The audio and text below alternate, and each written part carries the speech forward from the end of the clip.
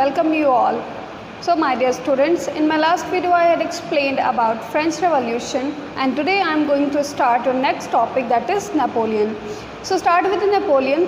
Who is Napoleon? Napoleon is the French army military general.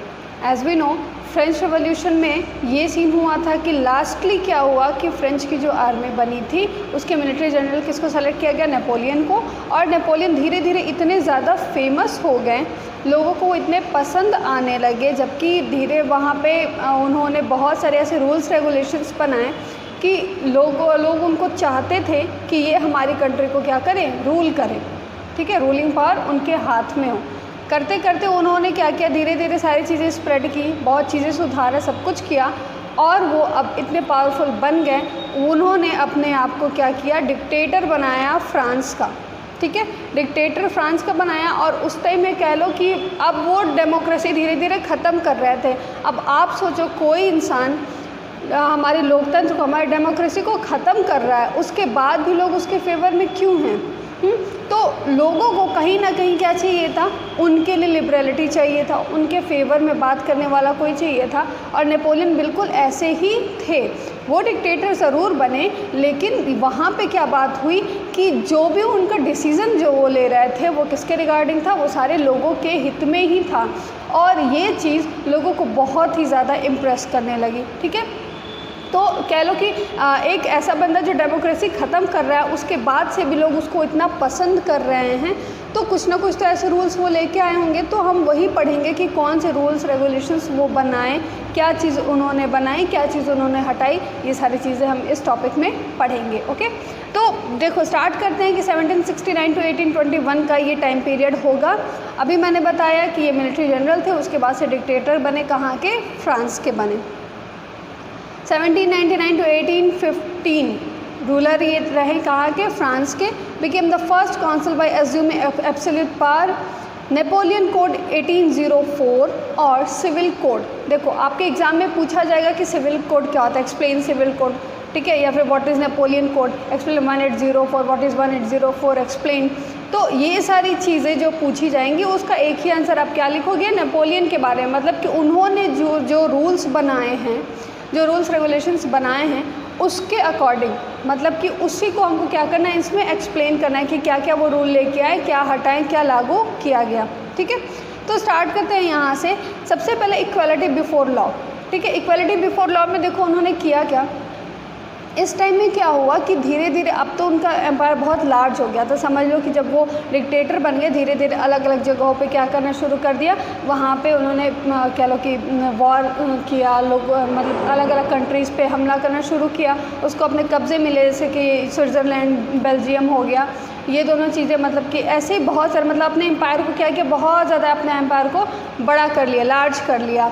अब उसने democracy को ख़त्म किया, और फिर भी लोगों को इतना ज़्यादा सपोर्ट उससे मिल रहा था। क्यों? क्योंकि जो एडमिनिस्ट्रेशन है ना, एडमिनिस्ट्रेशन वाला पार्ट, एडमिनिस्ट्रेटिव को रैशनल और बहुत ज़्यादा एफिशिएंट बनाया।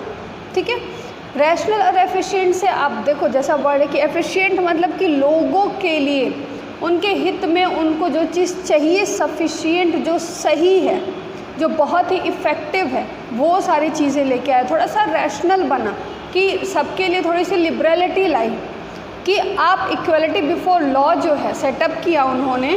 उसका मतलब क्या था कि जैसे मान लो कि ट्रैफिक पुलिस है, ठीक है, अगर किसी का भी हम लोग का चालान कटता है, कोई भी अगर ऐसी पेनल्टी हमें देनी पड़ती है, तो किसी के नॉन का कोई हो जाता है तो होता है ना कि चलो ठीक है इतने में ही कर देते हैं, या फिर नहीं लगता है, किसी किसी को देना पड़ता है। तो उस टाइम में जब आप फ्रेंच रेवोल्यूशन पढ़े होगे तो उसमें देखोगे कुछ लोग क्या इस कैटेगरी से एग्जेम्प्टेड थे। ठीक है, वो एग्जेम्पशंस में आते थे कि नहीं, आपको नहीं देना पड़ेगा। ठीक है, तो if you belongs to that category, मतलब जो फर्स्ट स्टेट था, सेकंड स्टेट था, वहाँ के लोगों को कुछ कुछ मिले थे ना कि आप यहाँ से क्या है, एग्जेम्प्टेड है, मतलब कि आपको ये चीज़ें नहीं देनी, आपको टैक्स नहीं पेमेंट करना है, आपको ये चीज़ें नहीं करनी है।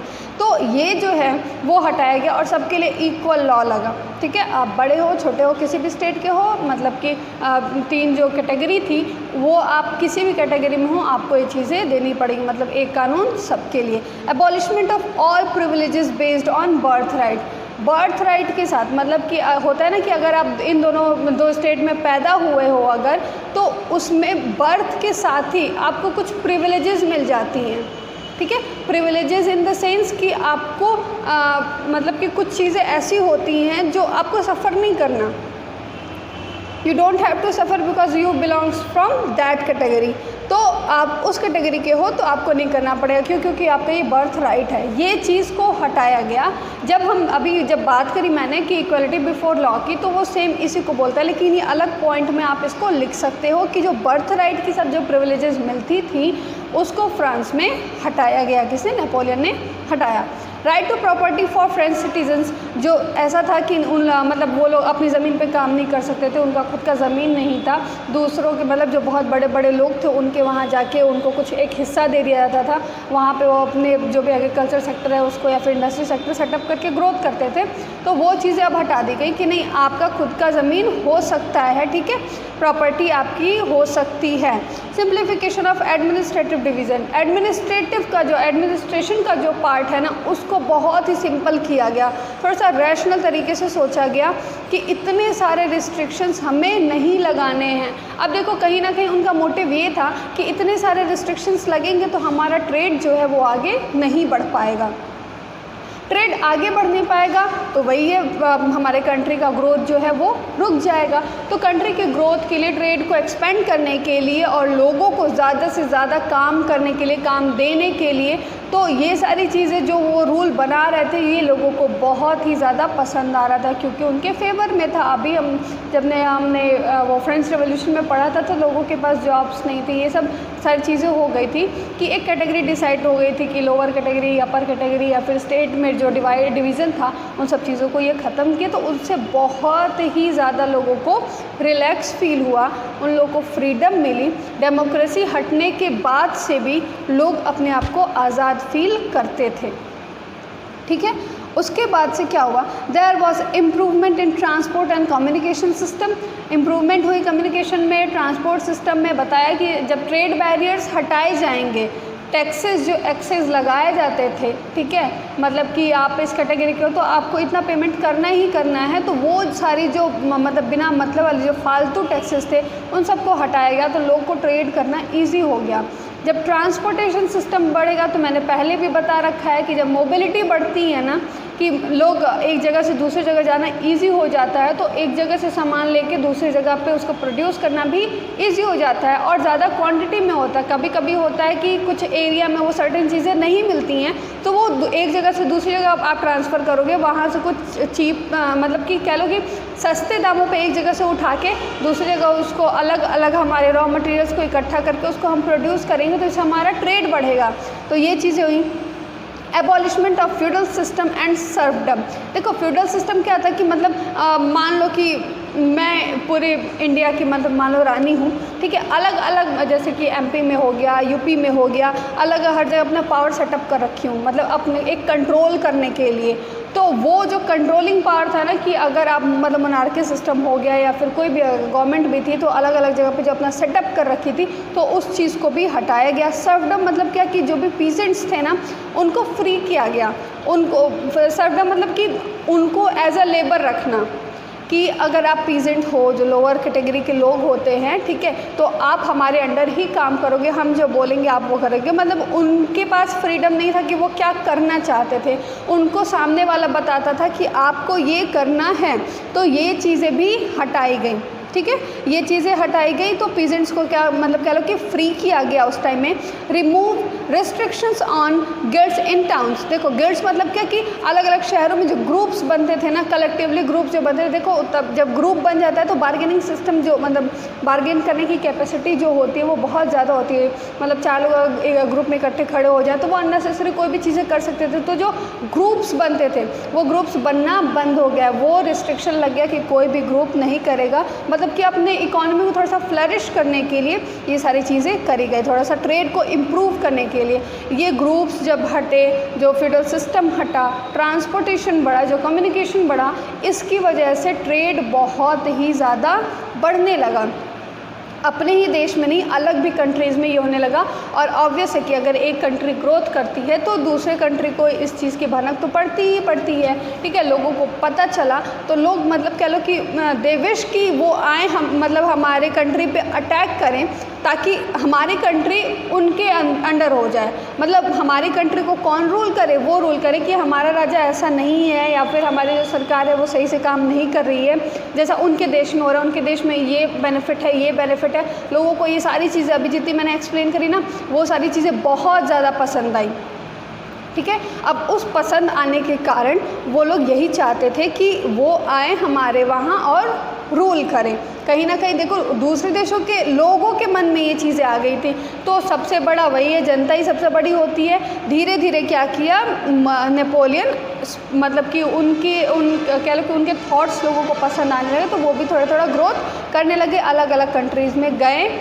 और कह लो कि 2-3 राज्यों पे अपना देश पे अपना कब्ज़ा कर लिया, ठीक है। देखो और भी अच्छी चीज़ें लेके आए थे, जैसे सिविल कोड आपसे पूछा जाएगा तो ये सारे रूल्स तो थे ही। अब कॉमन एक कह लो कि कॉमन नेशनल करेंसी लेके आए। नेशनल करेंसी मतलब कि पहले जब ट्रेड में बहुत सारी दिक्कतें होती थी कि यहाँ की करेंसी ये लगी, वहाँ की करेंसी है, तो चेंज करने में उसकी वैल्यू कम हो जाती थी, ठीक है। कि मतलब इतने में ही हमारे देश में तो इतना सारा सामान मिल जाएगा, आपके देश में इसकी वैल्यू कम है, तो इसकी वजह से ट्रेड मतलब बैरियर्स ये सारे चीज़ें थे। तो एक कॉमन करेंसी वो लेके आए, ठीक है। थोड़ा सा वेट स्टैंडर्डाइज करें मेज़रमेंट्स के लिए। देखो मेज़रमेंट हो गया, जैसे कि मान लो कि ये है पेन है हमारा, अगर हम जैसे हमारे साइड में कह लो कि हमारे देश में ये होता है कि ये 1 kg का है, ठीक है। देखते हो ना गांव शहर में जाते हैं तो वो लोहे वाला रख के उसको तौलते हैं, तो वो जो होता है कि मान लो कि हम बोल रहे कि ये 1 kg का है, उसको रख के तौला और आपको चावल दे दिया 1 किलो, ठीक है। किसी और जगह आप गए तो वहाँ पे मेज़रमेंट का सिस्टम ये है, इसका कैप समझो, तो ये 1 kg का है, उसको रखा, उसमें तौला चावल और 1 kg आपको दे दिया। देखो वेट में कितना डिफरेंस हुआ ना, अगर इसको 1 kg कहाँ जहाँ पे माना जा रहा है, इसको 1 kg जहाँ पे माना जा रहा है, तो ये सारी चीज़ें बहुत ज़्यादा प्रॉब्लम क्रिएट कर रही थी कि मतलब मेज़रमेंट का कोई वो नहीं था, सब अपने मन माना कि हमारे वहाँ तो ये माना जाता है, आपको लेना है तो लो। अब ऑब्वियस है कि लोगों की नीड है तो लोग तो उसको लेंगे ही लेंगे, ठीक है। वेट हो गया, मेज़रमेंट जो मीटर हो गया, पर मीटर, ये सब कह लो कि उसके अकॉर्डिंग जो भी ट्रांसपोर्ट वगैरह लग रहा था, या फिर हर कोई भी मतलब फैक्ट्रीज़ में तौलने वाली ये सारी चीज़ें जो थी वो मतलब कि अननेसेसरी लोग उसका पैसा ले रहे थे, जिसकी वैल्यू उतनी ज़्यादा नहीं होती, मतलब उतना सामान नहीं मिलता था जितना वो लोग पैसे देते थे। तो ये प्रॉब्लम थी, तो उसकी वजह से ऑब्वियस है कि ट्रेड में बिज़नेस में लॉसेस होंगे, तो इसको हटाया गया। एक मतलब यूनिफॉर्म लॉ लेके आए वो, ठीक। और यही बाहर के लोगों को बहुत ज़्यादा पसंद आई, तो अलग देशों के लोगों ने सपोर्ट किया कि हम मतलब कि हमला करके कब्ज़ा करके आप हमारे कंट्री को मतलब अपनी कंट्री जैसा बना दो, जैसा आप उसको रूल आप जैसे रेगुलेट कर रहे हो, जैसे एडमिनिस्ट्रेटिव डिपार्टमेंट आपका सही हुआ है, जैसे आपकी इकोनॉमी ग्रोथ कर रही है, तो ये चीज़ करो। मतलब कि वो जाने जाते हैं हार्बिंगर्स ऑफ लिबर्टी, जो मतलब फ्रेंच आर्मीज़ जो थी वो बाकी लोगों के लिए, बाकी लोग उसको एक टैगलाइन दे रहे थे, हार्बिंगर्स ऑफ लिबर्टी, जिसका मतलब होता है कि ये लोग हमारे देश में अगर आएंगे तो आज़ादी लेके आएंगे, मतलब आज़ादी के लिए हैं ये लोग।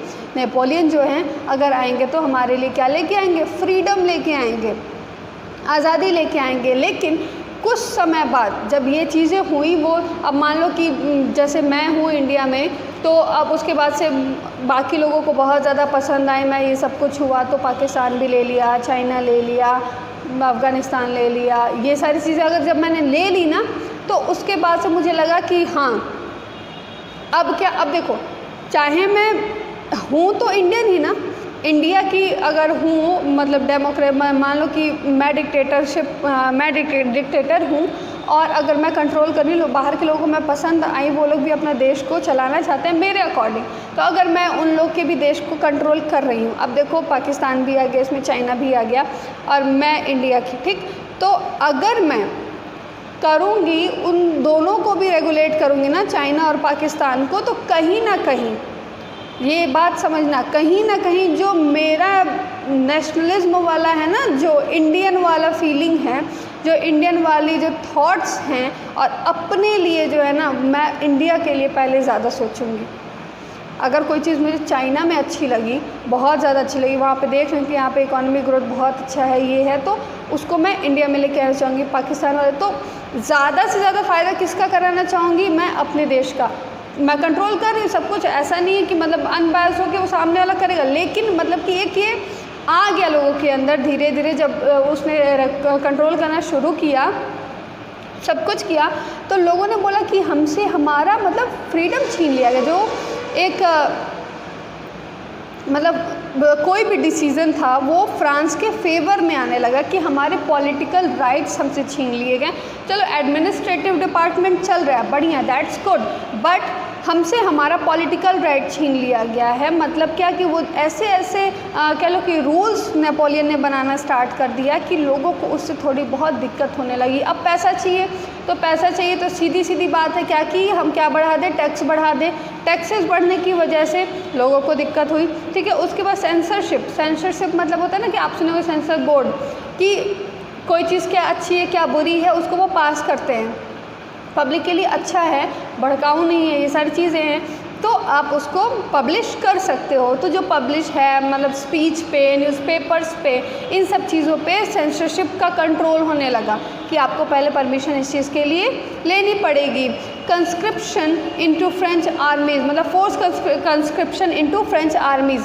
अब आर्मी को बढ़ाने के लिए देखिए, इंडिया हिस्ट्री वही वाली रिपीट होती है। अब क्या आर्मी को बढ़ाने के लिए क्या, जहाँ जहाँ से हम जो जो अपने कब्ज़े में लिए हैं अलग अलग देशों को, वहाँ के लोगों को हम क्या करेंगे? कंट्रोल करना शुरू कर देंगे। अपने देश की आर्मी को बढ़ा लिया, और फ्रांस के लोगों को तो लिया ही लिया, अलग अलग जगह के लोगों को भी फोर्सफुली लेके आया गया और उनको अपनी आर्मी को ज्वाइन कराया गया, ठीक है। तो इसकी वजह से ना और भी ज़्यादा लोगों को दिक्कत होने लगी कि हमें हमारा पॉलिटिकल राइट चाहिए, हमसे वो छिन गया है। तो कहीं ना कहीं लोग इसके अगेंस्ट में आने लगे, ठीक है। ये सारी चीज़ें तो कई, right to property for French citizens, abolishment, तो जो भी अच्छी चीज़ें थी जो मैंने बताया कि ये सारी चीज़ें करी उन्होंने, लेकिन बाद में कुछ ऐसे रूल्स आ गए ना जिसकी वजह से लोग उनको नापसंद करना शुरू कर दिए, ठीक है। तो ये रहा नेपोलियन के बारे में। इसके नेक्स्ट वीडियो में हम पढ़ेंगे क्या? Greek revolution, okay. तब तक आप इसको रिवाइज़ करना, इसके notes banana. Thank you students.